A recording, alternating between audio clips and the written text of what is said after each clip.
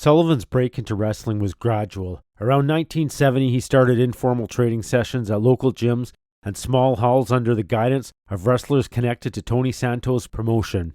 His early trainers were journeymen and local veterans who specialized in teaching fundamentals, mat work, bumps, and ring psychology. He was also influenced by the tough man style that dominated New England at the time. Unlike the larger-than-life characters of later eras, Boston area wrestling emphasized toughness and believability. Sullivan learned to project intensity and credibility, even though he wasn't a giant. He continued competing in local bodybuilding shows through 1971, while preparing for his first professional matches. That year marked a turning point. He had the size, athletic background, and regional connections to step in the ring professionally. The following year, 1972, would see his official debut in the wrestling business. But by the end of 1971, Kevin Sullivan was still an ambitious, driven 25-year-old athlete on the brink of transformation.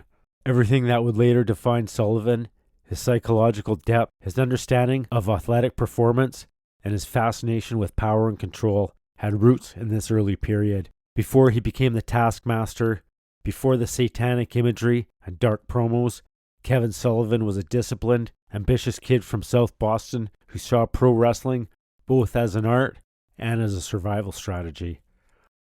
By early 1972, Kevin Sullivan's bodybuilding success and regional gym reputation had caught the attention of local wrestling promoters in New England. His name had been floating around small-time wrestling circles.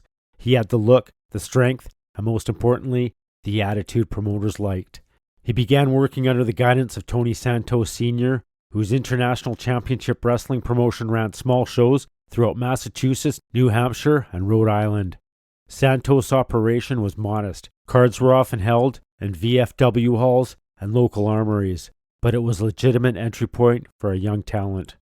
Sullivan debuted in early 1972, often billed as simply Kevin Sullivan from Boston.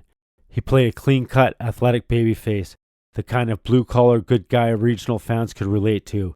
His early matches were mostly short openers, learning experience against veterans like Larry Winters, Johnny Ringo, and occasionally students of Killer Kowalski.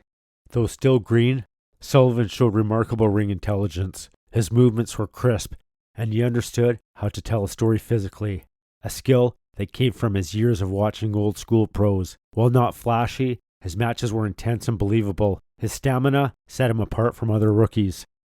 By 1973, he had begun traveling the Northeastern wrestling circuit, picking up bookings with regional promoters who knew Santos or Kowalski. He wrestled in Vermont, Maine, and upstate New York, often working 2 or 3 shows a week for modest pay. These were the days of paying his dues: small locker rooms, long drives, and handshake deals. He also started to gain experience in other small territories, including brief stints in Georgia and Florida, where promoters were experimenting with young, athletic talents rather than relying solely on giants. Florida, in particular, left a mark on Sullivan, with its wild fans, colorful heels, and emphasis on charisma, showed him that wrestling could be both performance art and psychological warfare. During this time, Sullivan also began to study the mental side of wrestling. He observed how heels manipulated audiences, not just through physical dominance, but through pacing, gestures, and tone. He began keeping notes on what worked: subtle cues that made crowds hate you, timing tricks that made baby faces look sympathetic, and body language that drew emotional reactions. Sullivan's first major career turning point came in 1974, when he earned a booking with Championship Wrestling from Florida, one of the premier territories in the National Wrestling Alliance. CWF was run by Eddie Graham, a promoter known for his deep understanding of wrestling psychology and storytelling. In Florida, Sullivan wrestled under his real name, primarily as a babyface mid-carder. He wasn't pushed as a major star yet, but he impressed the veterans with his professionalism and conditioning. He worked with the likes of Bob Roop, Mike Graham, Steve Kern, and Dick Slater, absorbing knowledge from each. Eddie Graham's influence on Sullivan was profound. Graham taught his wrestlers that the audience's suspension of belief came from details: how you reacted, how you sold pain, how you looked at the crowd.